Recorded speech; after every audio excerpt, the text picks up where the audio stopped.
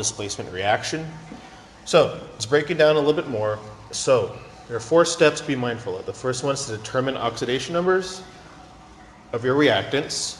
You're going to do some switching, and then on the other side of your arrow, you're going to create your products by crisscrossing and then balancing at the end.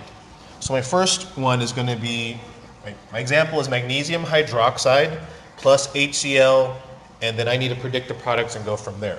So my first step, number 1, is to determine the oxidation numbers.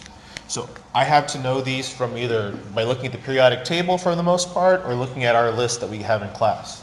So OH, this hydroxide ion, is automatically OH1 minus. Mg, magnesium, is automatically 2 plus. Over here, H is automatically 1 plus, and Cl is automatically 1 minus for my oxidation numbers for these. Step 2 is to switch. So when I say switch, here's what I'm switching. I'm going to keep my cations in the same place over here on the other side,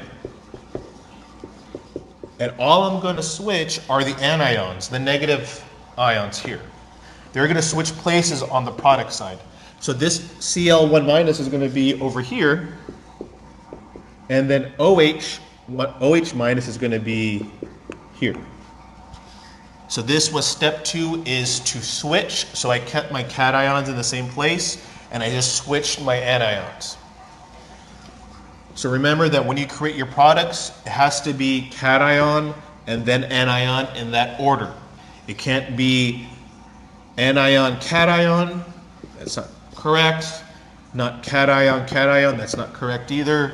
It cannot be anion, anion, that's not correct either. It only can be cation plus anion. So now step 3, just so we're clear, I'm going to create my products by crisscrossing these. So the crisscrossing occurs after you switch positions of the anions. So Mg2 plus Cl1 minus becomes MgCl2. You should be able to do that already. Plus HOH, this is just actually water, H2O. Step 4 is to balance. Make sure I'm good to go. So I have, anything that stands out to me, I have 2 Cl's on my magnesium chloride over here. So I'm going to put a 2 in the front of this. Let's see. If I look on the other side, I have 1 magnesium each, so that's good.